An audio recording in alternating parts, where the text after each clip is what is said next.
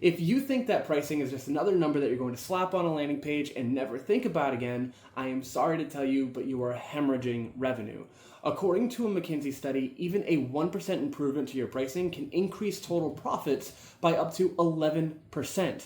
Yet, most startups spend more time tweaking the buttons on their CTA than they do their pricing model. Today, we're decoding the most misunderstood lever in the startup market, which is pricing, of course. So buckle up, because this could change the trajectory of your business from fighting for scraps in the trenches to being the next tech unicorn. For those of you who don't know, my name is Morgan Von Druitt, and I've spent the last 10 years working my way up from bootstrapped startups all the way to enterprise giants like Atlassian and Experian. And the marketing campaigns that I have run have been collectively responsible for upwards of $1.3 billion in revenue.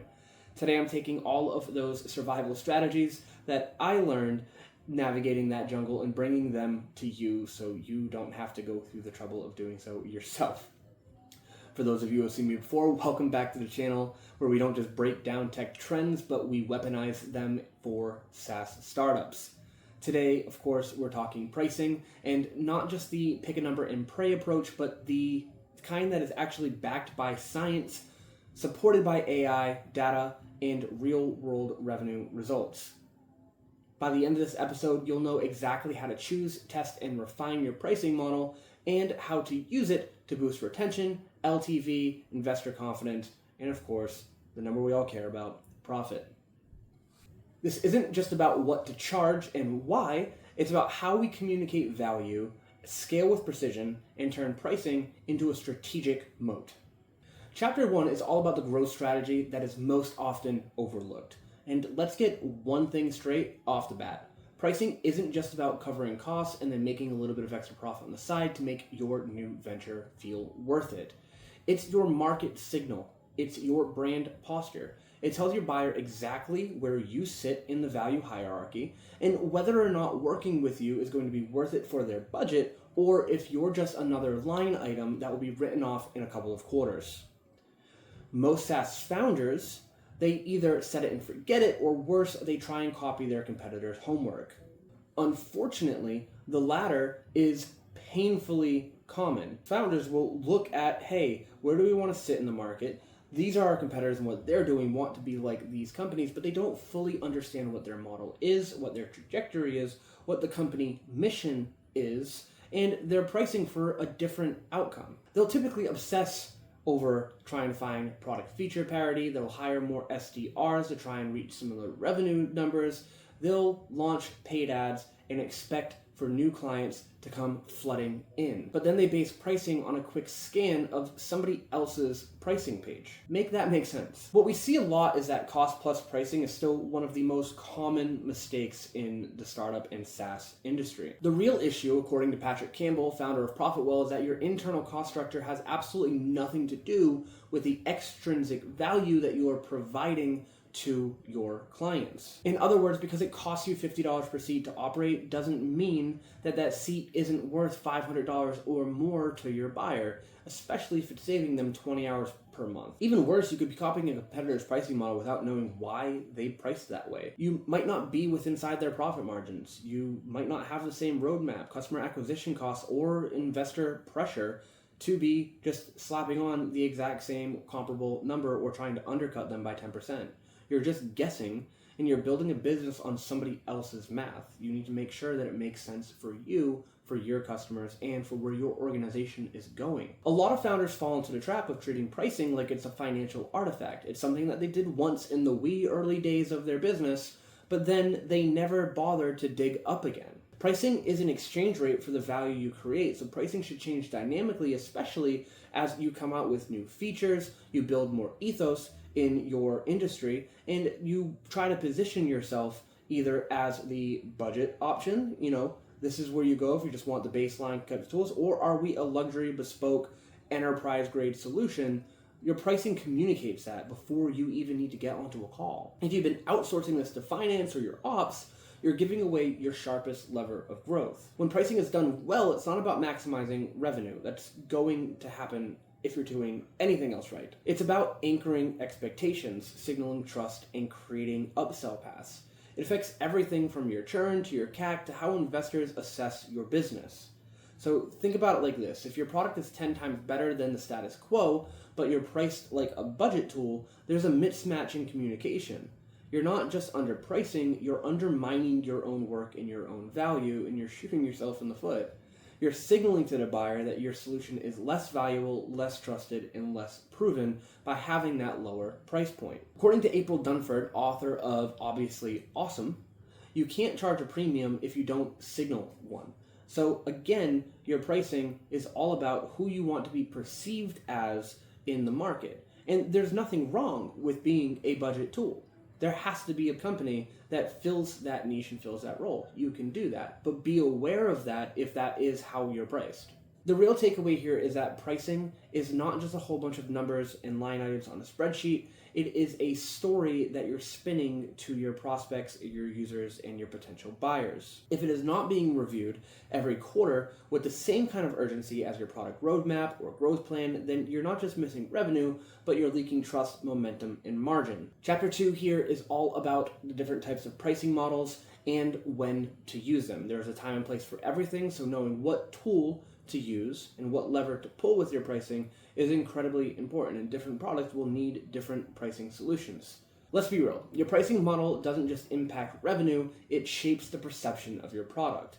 It tells your buyer how they should value your product before they even click that book a demo button. The model you choose frames the entire customer relationship from first click. It dictates LTV, the expansion potential, and the emotional response your user has when they hit that pricing page. Let's walk through the core pricing models for SaaS companies specifically, what they do well, where they fall apart, and how to decide which one fits your go-to-market motion. First up is flat rate pricing. One price, all features, predictable, transparent, everybody knows that they're getting the same thing. The pro here is that it's easy to explain, very simple for billing, as it's reliable, and it provides a low cognitive load. People don't have to do algebra to figure out if their company can afford to onboard your product.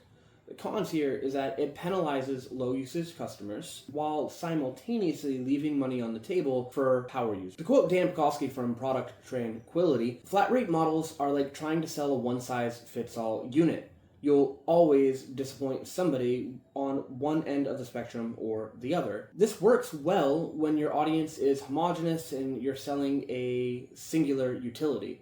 But once your product gains a little bit more complexity or your customer diversity increases, you'll need more flexibility. The second model here is a per user or seat-based model. So you pay for every seat that you activate. This is typically the most common in B2B SaaS. The pro here is that it provides a predictable growth as the teams scale, and it's really easy to forecast between having 10 seats unlocked or having 1,000. It's typically the same flat rate, but multiplied by however many seats are being used. The con here is that it can get expensive for incredibly large organizations when they get to that several hundred or several thousand user threshold. It creates friction when teams want to collaborate, but they can't really afford more licenses. A risk of this is paying for ghost seats, so users who are technically there but not using this tool, and this happens all of the time. A large enterprise company might have been told, hey, they need tons of Slack seats, and then they can do an audit 2 years down the road and realize that they had 7,000 users that weren't even using the tool on a day-to-day basis or might have been communicating primarily through email. This model aligns well with collaboration-based emails, again, like Slack, but be careful here, because if your product's ROI isn't tied to the individual user outcomes, this can backfire pretty aggressively. Next up is a per active user, which only allows your customers to pay per users who are actually engaging within a given billing period. So it's effectively like the per seat, so you can sign in to however many seats they have and have all those licenses. But if a user doesn't actively engage with the product within that month, then they're not charged for it. This gives a little bit more flexibility. The pro here is that it builds goodwill with your customers. It's fair, it feels right. It's like, hey, we're actually caring about whether or not you are logging in or not. We're just not aggressively trying to bill you. It's not a gotcha. it's providing flexibility for them. It reduces resistance for other user invites and allows you to grow that network and grow the total user count, of course, which will be different than the active user count. The con here is that it's a little bit more complex to track and bill, and it requires tight analytics and clarity. And you might get into some arguments that are like, how do you validate this, right? Like, you have to make sure that your data is crisp, that if you are going to get audited by, let's say, a several thousand seat enterprise, that you can prove that the billing is correct here. Another pricing model would be usage-based or pay as you go. So customers are billed strictly based on consumption, storage, API calls, and compute time. A pro here is that it has high alignment with the value that's being created in real time and encourages adoption without commitment. The con here is that it can feel unpredictable for buyers, difficult to forecast their spend, and they come up with a risk of bill shock. I mean, I am going through this right now as I'm creating a lot of AI-generated images on Midjourney, and it seems like every other day I'm hitting my limit, and it's like, okay, you need more fast hours. Wow, am I really generating this much stuff? Apparently so. That can then end up giving you some kind of a bill creep, so just be aware of that, because I just felt that pain actively. This requires transparent dashboards to show where usage is, and transparent pricing. Say like, okay, with Midjourney, for instance, you get X amount of hours. This is how much each kind of generation typically, takes out of that. It's helpful to have even like progress bars on your dashboards just to show. So that way, all of this usage can be clearly metered, and you have no real argument or shock when the bill actually comes. Usage-based pricing overall is typically fair until your chief financial officer gets surprised by the invoice. You feel like, okay, I'm paying for it exactly when I'm using it. This is the value that it's creating. You're getting the dopamine of using it. Then you're getting pinged on your wallet, and then you're getting the outcome from it, like effectively in real time. But it's really easy just to keep kicking the can down the road and be, I need more. It's like you're playing blackjack and you're just like, I need another hit. Just give me. That's more of like a rave thing than a blackjack thing. You get the point. It's easy just to continue and saying, okay, just one more time, one more refresh. It's just another $20. It's just another $20, which is dangerous for anybody. This model absolutely crushes when your product scales with usage for things like development tools or infrastructure. But if you don't have a rock solid billing interface, then you're going to lose trust fast. Next up is tiered pricing. So you can have multiple plans with graduated features. So like, hey, we've all seen this: basic, pro, enterprise, free, and they'll typically put them in a chart side by side, and you just start getting more and more features as you go up the payment structure. Tried and true, works, and it shows user progression. So like a free user can get on, learn the platform, unlock the value for themselves, and then you can go ahead and add some automations. So after they felt the pain of having to, let's say, go on Buffer and manually import all of their content, and it's like, hey, for a premium feature, we can just go ahead and connect to your Google with an API and read all of these blogs for you and just go ahead and auto schedule them for you so you don't have to. Wouldn't that be great if we saved you, let's say, 10 hours a week? It's like, hell yeah, take my extra $35. Do it. That's a decent example for that. So, this is great in terms of a pro, where it's easy for customers to self-select where they're at in their user journey. It enables upgrade paths, and it creates predictable revenue for you. The cons, on the other hand, is that feature gating needs to be thoughtful. You need to know what each type of customer is going to need at each tier. And, too many tiers, so if you have 4 or 5 tiers, never have more, it leads to analysis paralysis, where they're spending more time on the pricing page, not looking at what value they can be getting, but saying, do I really need the enterprise? Do I really need the pro? Is that one extra feature really worth the doubling in price? You don't want to have them having an existential crisis on your pricing page. It should just be very clear. So typically, free, paid, and then premium, and you're good to go. Best practice here, of course, 3 or 4 max. Wes Bush from Product Led Institute says that if customers don't know which plan is right for them, you've already lost a deal. So it takes a lot of pre-work before they even land on the pricing page to let them know what the whole end-to-end ecosystem can look like, so they can go ahead and position themselves in it. Like, am I a beginner user? Am I going to need hand-holding? It helps to have product descriptions or tier descriptions and not just a raw list of checks and minuses, like, hey, free does this, enterprise does this. And if possible, I mean, I love using product demos or videos anywhere. So you can have a button where they click on it and then it has a pop-up of a video like, hey, is this how you're going to be using it? And show what a free user experience would look like. Show what an enterprise experience would look like. So that way they can feel like, hey, I can see myself in this. Next up is feature-based pricing. So customers only pay for the specific tools and models that they use within your larger ecosystem. So the pros here is that it's maximum customization and high perceived fairness. They know, hey, I need 5 or 6 out of your 10 features. I only want that. Don't charge me for anything else. Don't you dare.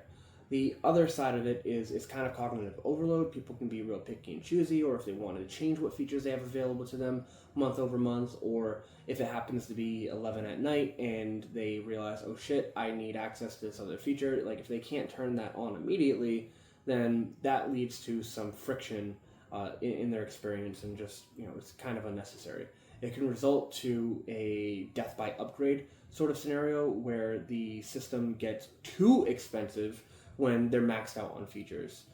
The model is best for technical and enterprise audiences who understand modular pricing, or they do it themselves. But for general SMB SaaS or startups, it's a little bit confusing, so I would maybe table this one until you start scaling to an enterprise grade. Last is the tried and true, we all love it, freemium model. So there is a basic version for free, and then there is a premium version beyond the paywall.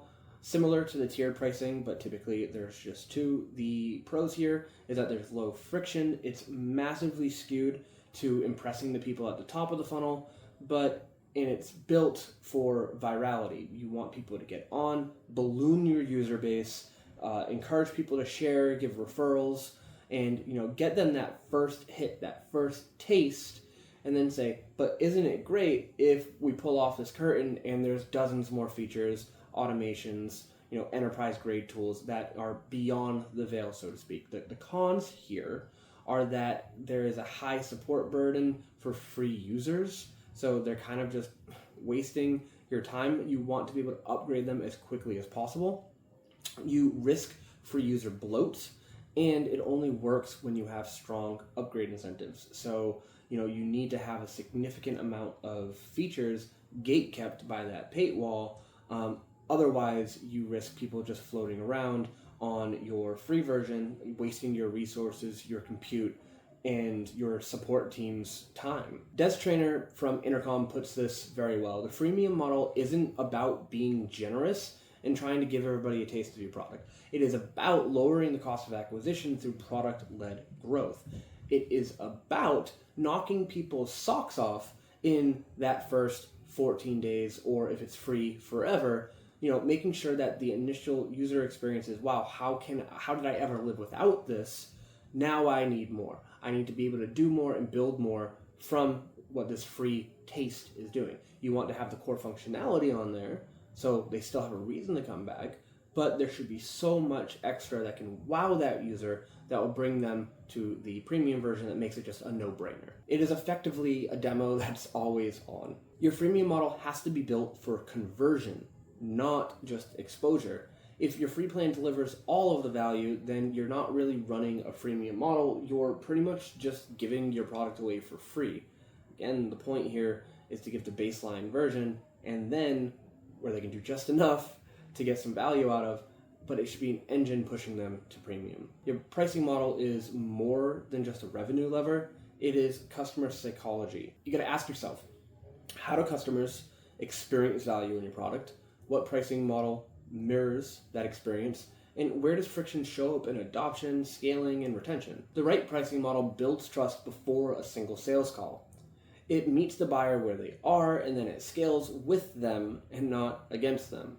So stop copying your competitors' templates. They weren't built for you, and start designing ones that reflect your unique value in the market. Chapter 3 is about hybrid pricing and why this typically converts better than any other model. So far, we have walked through the major pricing models that you'll see in the startup environment, but here's a twist. You're not limited to just one, you can mix and match. In fact, some of the best performing SaaS companies, they don't pick one model, they stack them. So what do you even get when you mix these models? You get flexibility, you get scale, precision, and more importantly, you get conversion power. A few examples here that you can start with a freemium or free trial to reduce friction at entry at the top of the funnel. Then use tiered pricing to offer structured upgrade paths that your users can choose on their own.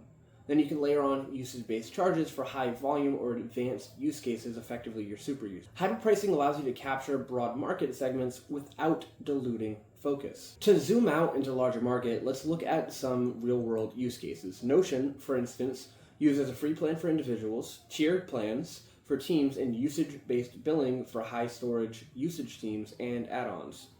HubSpot, for instance, uses freemium CRMs to hook users, seat-based pricing for team growth, and then they have add-on modules based by usage, like a marketing email, volume, or contact list. And third, Twilio has a developer sandbox as their freemium model, and then they have usage-based for volume and tiered SLAs to support levels of enterprise. These companies are all tailoring monetization on value realization, so the data backs it up. According to a 2023 B2B SaaS study, it showed that companies using hybrid pricing models achieve up to a 91.89, effectively 92% accuracy in predicting conversion lifts compared to a single model counterpart. More data points, more ability to predict. Now, this works for a few reasons. One, you can match pricing to high value moments, so each model reflects a different type of user behavior and supports them along their journey. Freemium captures curiosity. Tiered supports structured teams, and usage-based scales with intensity. 2, it can serve multiple personas. So hybrid pricing helps you simultaneously serve individual users, SMBs, and enterprise clients without bloating your plans or confusing your offer. Number 3, you can optimize across the entire funnel. From lead gen to expansion, hybrid pricing lets you fine-tune value capture at every single touch point. So for acquisition, use free. For activation, use value-based tiers. For expansion, monetize power usage. Kyle Poryar from OpenView Partner says the goal isn't to make every user pay the same, it's to let every user pay in proportion to the value that they're receiving. Now, I would caution that there is such thing as complexity creep. Don't mistake hybrid for confusing. The danger with hybrid pricing is overcomplication. If there's too many levers and not enough clarity, then your users are going to bounce. A pro tip is to start with just 1 or 2 models, map pricing logic to the user journey specifically, and build clear upgrade paths that are easy to understand. Monitor billing and support tickets for friction signals and solve them immediately. Your customers will tell you what needs to be fixed. The real insight that you want to take away from here is that you don't want to force one pricing model to do everything. It can't bear the whole load of your entire market. Products have layers. Users have layers. So should your pricing. Layer pricing strategies like you layer product features. They're intentional, strategic, and modular. That's how you build revenue engines that scale without breaking under the weight of your own growth. Chapter 4 is about pricing by segment and why beyond hybrid pricing models that have some kind of modularity, pricing by segment is also an incredibly important tool. You wouldn't sell the same way to a bootstrapped founder as you would to a Fortune 100 CIO. Pricing strategy must flex by segment. So not all customers buy the same way, so why would you price them the same way and have the same kind of sales conversations with them? Let's unpack how you can tailor your pricing across 3 radically different SaaS buyer segments. That's early stage startups, enterprise giants, and the finicky public sector. Starting with startups, we can look at the following traits. They have short sales cycles, high price sensitivity, centralized decision making, and they have an absolute obsession with ROI, even if they don't fully understand it. Their preferred pricing models are freemium or a free trial with a low barrier of entry. They're still testing themselves out at this point, so of course they're going to want to be testing you out. Usage-based pricing shows value quickly for them, and they know exactly what they're getting and when. And of course, per user is simple for small team-based tools. These are pricing tactics that work on SaaS startups. So psychological pricing, we've all seen this. This is when you will price something at something like $9.97 per month versus $10 per month. Those 3 cents, while they seem negligible, will make more people actually buy. Anchoring is another good tactic. So placing a extremely high priced option will make all of the other ones look cheaper. Or decoy pricing, which making the mid-tier be closer to the top tier, so that way the top tier looks like a bargain. This would be a situation where if you had a free version, and then let's say a paid version is like $25 a month, then you had a premium version that's about $75 a month, so a $50 jump, and then you have an enterprise version that is $100 per month. Again, that's only a $25 jump. They will gravitate towards that enterprise version. A common trap that I see is that founders often underprice valuable, powerful features, especially if these are AI. I'm seeing so many AI features that could have been entire SaaS products 3 or 4 years ago before this whole generative AI boom, and they would have made hundreds of millions of dollars on what is now just a random feature on a freemium tier. If your AI product triples productivity, then you're within reason to triple price as long as you can communicate ROI clearly. Startups are more than willing to pay if you can clearly connect the dots for them between your product and their survival metrics, so things like lead volume, time saved, and the cash runway that they extended. If they understand that you're the right choice in their survival kit, they will choose you every time. The next tier here is enterprises, who are all traditionally slow to close, but once you get them, they're incredibly sticky. They expect value, control, and integration from day one. The primary traits here is that they have long, complex sales cycles, so typically between 3 and 12 months. You're not just going to turn them on immediately. They're heavily involved from legal to security to IT and procurement, and they have a very low churn rate once activated. Again, it's the difference between trying to navigate a speedboat versus trying to navigate a cruise ship. There are so many decision points that have to go into even canceling a product that they already signed on to. And they often have multi-departmental use cases, so you can land and expand very well.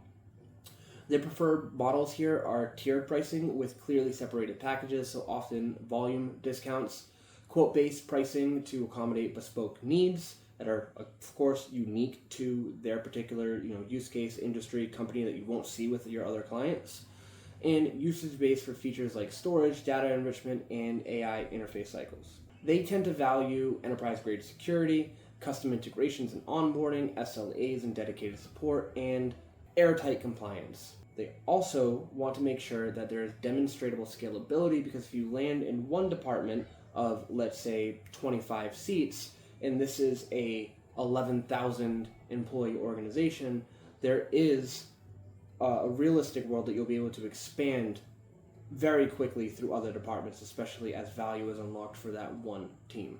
The primary strategy here is land and expand. So get that motion down. You want to get one toehold into a small team, over-deliver with that team, provide the most value humanly possible, and then roll that momentum across other departments. You will experience exponential growth. Since you already have the buy-in from the brass at the enterprise, it is much easier to continue selling to them once you already have your foot in the door. Case in point here is that New Relic's shift into usage-based pricing increased both retention and expansion revenue, whereas HubSpot's enterprise tier adopted seat-based pricing to align better with their growth and their account predictability. Enterprise doesn't just buy features, they buy trust and especially scale. Last year, looking at the public sector, it is an entirely different arena than the previous two. It is bureaucratic, it is cautious, it is heavily compliance-driven, but lucrative once you break in. When you can gain that trust with who's primarily going to be non-technical audiences and buyers, you'll pretty much just be with them for the lifetime. The primary traits here is that they have rigid procurement processes. Their stakeholders tend to be incredibly risk-averse. They have an extreme focus on cost justification and public value, and they focus on data sovereignty, accessibility, and long-term service matters to them deeply. They don't have the time, bandwidth, or technical know-how to be continually changing out systems every few quarters or every few years. Their preferred models tend to lean towards subscription pricing for predictability and budget planning. Outcome-based contracts are often tied to measurable ROI, and usage-based things for use cases like cloud infrastructure with hard limits or custom alerts when they start getting close to those limits are incredibly important. Again, they have a very limited budget, so they're incredibly price conscious. They tend to value clear cost savings and long-term ROI. They value transparency, so like auditable data and reports and accessible terms, incredibly important to them. And of course, since it is government, it is valuing security and regulatory alignment, so things like FedRAMP, GDPR, HIPAA, and so forth. To throw in a real-world example here, Singapore's Smart Nation initiative leveraged predictive analytics to improve budget accuracy by 30%, which saved them about $200,000 in operational redundancy annually. In this space, your compliance certifications are effectively your currency. Make them prominent, frame your product not as a software, but as public infrastructure with a measurable benefit. To be clear, if you're pricing every segment the same way, then you're not really being equitable, you're just being lazy. Pricing isn't about equality, it's about alignment with the value that they're deriving from your product. You need to match your pricing with what your customer values directly, how they buy, and what risks they're trying to minimize, which is different across these three segments. Because when you fail to segment your pricing, you don't just lose conversations, but you lose credibility. They realize fairly quickly that you don't know who you're selling to, so they'll go to somebody who does. In Chapter 5, we'll be walking through how to optimize your pricing with AI tools. So not long ago, pricing was mostly guesswork. It was all about gut instinct and maybe a spreadsheet that you checked in on once a year to make sure that you were still relatively aligned with your competitors. But today, AI is giving you X-ray vision. We're talking about real-time market analysis, predictive pricing signals, and personalized monetization paths. If your product is AI-powered, but your pricing strategy isn't, then you're leaving margin on the table, and the competitive edge is in the basement. There are 4 primary ways that AI is transforming pricing strategy in today's SaaS market. Number 1, competitive intelligence is now just on autopilot. AI doesn't sleep like one of your interns. It scans competitor pricing pages daily, industry benchmarks, and dynamic pricing shifts across your market just 24/7. It flags anomalies, spots trends, and alerts you when it's time to make a move.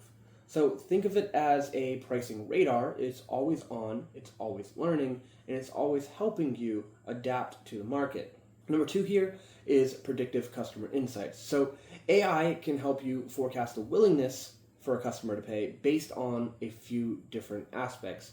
This would be historical purchase behavior, feature engagement, usage frequency, or even different churn signals as they're actively using your product. This means that your price can proactively change rather than being reactive to user behavior. AI turns pricing from a static table into a real-time growth engine of margin. Number 3 would be hyper-personalized monetization. So AI doesn't just have to help you set the price, but it can help you deliver it at the perfect moment.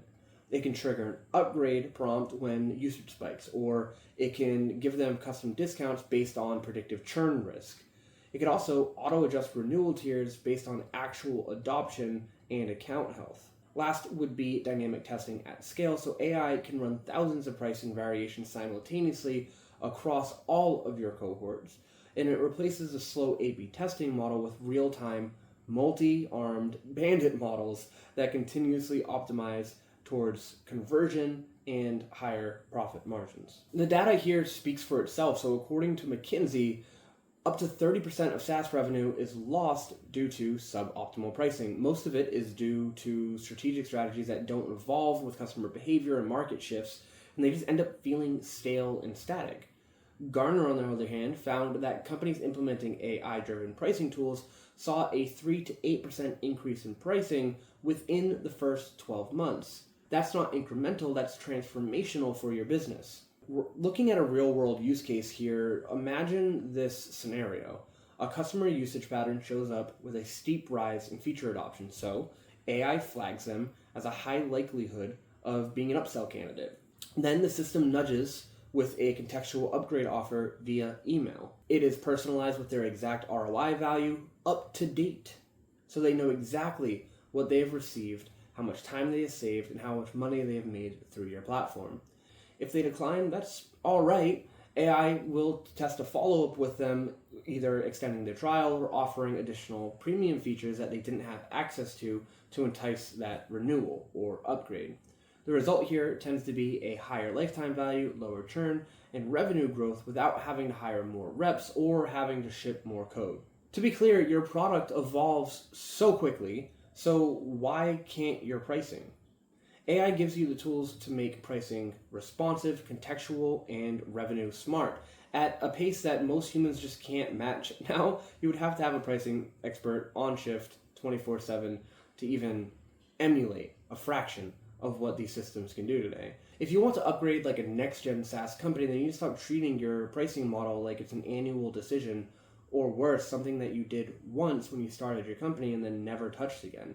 You need to start treating it like it's an always-on growth engine powered by data, driven by AI, adaptive, so that way even if somebody comes on 1 month after the next, your pricing may have changed based on their needs and the value that you're delivering, especially if you have a rapid and aggressive product roadmap that is delivering more value than ever before. Now that we've gotten all of that out of the way, Chapter 6 is about how to actually implement AI for pricing.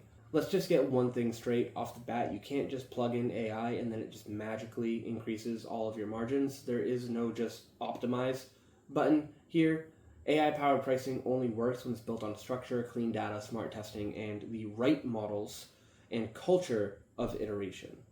This is where most SaaS teams fail, not because the tech is bad, but because the foundation isn't there and the people that are using the tech don't fully understand what they're supposed to be doing with it. So here's the playbook on how to actually do this right. Step 1 would be to build a deep data foundation. Before you touch a single model, you need data to train it on, and lots of it. Not just billing logs.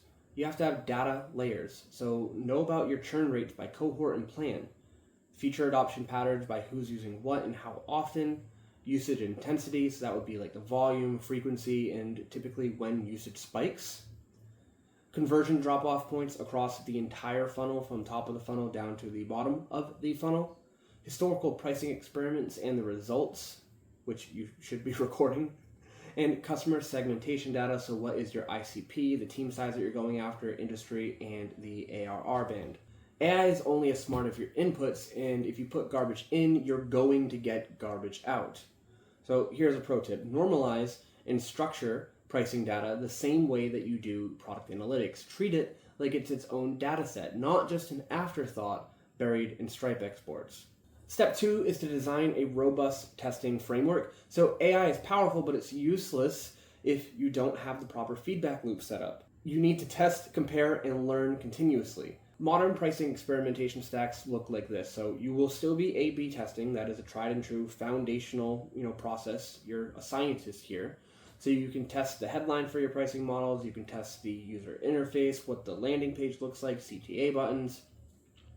Have multi-armed bandits, so dynamically allocate traffic to high-performing variants in real time. Cohort analysis is important, so measure long-term LTV, retention, and your NRR for pricing variation. And then last would be feature-based pricing tests, so tie specific models to specific outcomes and track the perceived value of it. Don't just test price points, test upgrade flows, plan your positioning, free trial lengths, and plan names. Every pricing page element should impact conversion. A good example of this is a SaaS company that I worked with. We had a 14-day trial that was free. And we realized that, we weren't really getting as much conversion at the end of this trial as we wanted to. And we did some analytics and we realized that people were only using the product for like 3 days. And almost nobody, pretty much nobody, had been using the product for the full 14 days. So my very first thing that I did was I reduced it down to a 7-day free trial, and already we started seeing people start using 5-6 days of the trial because there was a little bit of a sense of urgency there. When you have 14 days or it's just a full freemium model, people, I'll get back to it. I tested it out. I'll try it again, and I'll try it again next week, and then they don't. So, being able to carry that momentum early and add some kind of urgency to them, they realize that they only have that one work week. Step 3 is to deploy the right machine and learning models. So AI isn't just some magic one-size-fits-all solution. It's not just going to adapt to you because you don't know what else it does. You need to be able to train it properly. So choose models based on the type of optimization that you're actually pursuing. For instance, regression analysis will help you understand price elasticity and what happens when you raise or lower by 10%, whereas clustering algorithms will help you group users by behavior or value sensitivity for more tailored options. Reinforcement learning will help let your systems adapt pricing over time based on live feedback. This is especially helpful if you have chatbots on your page that are just feeding the model in real time based on support tickets, user engagement, and all that good stuff. Last year would be neural networks, so predict conversion profitably and churn risk with complex, high-dimensional data points. For example, use clustering to create microsegments. So these are subsets of your ICP effectively niching down. So comparing something like a solo AI builder to a mid-market team, they're going to have different pricing points. And then deploy tailored pricing based on experiments to each of those cohorts. Again, it's incredibly important to know who you're talking to, what value they're trying to get out of it, and what they can even afford, what risk they're taking with a particular price point. Step 4 here is to run continuous testing loops. Again, you're a scientist. You're just always testing new things. This is where most SaaS companies just straight up drop the ball. They figure out something that worked once, and then they stop testing, and then it becomes a antiquated notion. They test once, and then they declare a winner, but pricing isn't just a single campaign. It is a continuous product stream. So here's a quarterly loop test checklist. You want to review last quarter's pricing test results. You want to check churn signals against new plans, interview customers who downgraded and didn't convert, or even try and interview customers that did churn and figure out why they left. Oftentimes you can get them back. Roll out new variants to underperforming segments to try and regain their trust or regain their buy-in, and then monitor all of this performance weekly, not annually. Pricing is not a set it and forget it mode of your business. It is something that is built, tested, and optimized just like your product. So I want you to take your brain and shift it over. Your pricing deserves a product manager. It is not a one-time decision. It is an evolving part of your go-to-market engine. You need to test it, you need to ship it, and then you need to iterate it. And then you need to do that again a bajillion times over. It's never going to stop. Because the companies that win, they don't guess where their pricing is and they don't freeze. They learn faster and they change smarter. Chapter 7 here is around pricing and valuation, how you can build an investable SaaS company. The hard truth is that most founders learn this way too late. Your pricing doesn't just shape your revenue today, it shapes your valuation tomorrow. Every investor from pre-seed to pre-IPO is looking for one thing. Can this business grow efficiently, effectively? Can it retain customers, and can it scale revenue predictively? And your pricing model, it touches all of those aspects. Let's run through some key SaaS metrics that investors actually give a shit about and how pricing affects each of them. So your ARR, you should know this, your annual recurring revenue, the single most important number for valuation in the growth stage SaaS space. Strategic pricing increases your deal size, it reduces discounting, and it turns expansion into a multiplier. Your NRR is your net revenue retention, so this measures how much you grow within your existing base. Are customers upgrading? Are they buying add-ons? Do they care to stay with you? Are they renewing at higher levels? Tiered and usage-based pricing models amplify NRR when you do this correctly. The relationship between your LTV and CAC ratio is incredibly important. As always, the lifetime value versus the customer acquisition cost. It is cheaper for you to acquire a company than the amount of money you will make holding on to that client. You will make that trade 1,000 times over. Are you making more money from your customers than it costs to actually acquire them? If yes, you can scale aggressively, even if it's a relatively small margin. Smart pricing models improve both sides of this equation. It increases LTV since customers trust you and they know exactly the value that they're getting from you. And with product-led or freemium models, it reduces customer acquisition costs by lowering the barrier of entry. Last year would be your churn rate, which is effectively how many people are leaving you within a given period. So bad pricing causes churn. It misaligns value with price, and and it creates regret that they even signed on to you to begin with. Churn kills valuation fast. A lot of SaaS companies are selling to other startups.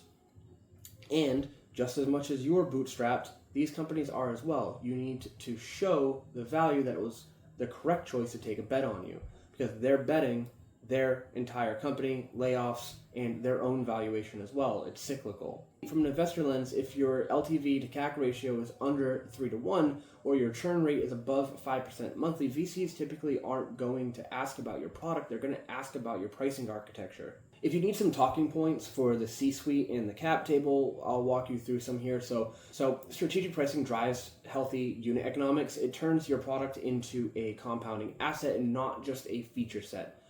VC funding is increasingly tied to path to profitability, especially in a market where efficiency is greater than burn. That means that pricing is no longer just a growth tax, it is a core growth enabler. Founders who price with intention raise faster, retain more equity, and command stronger exits because they can show that every dollar of revenue was earned efficiently. You're not just pricing for the product and feature set now, you're pricing for the company's future valuation. Investors don't just evaluate your numbers, they evaluate your judgment.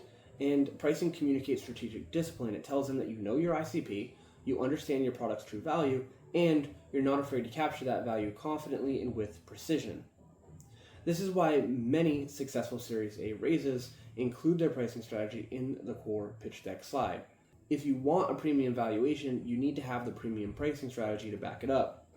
Not inflated pricing, strategic pricing. It needs to make sense and it needs to be defensible.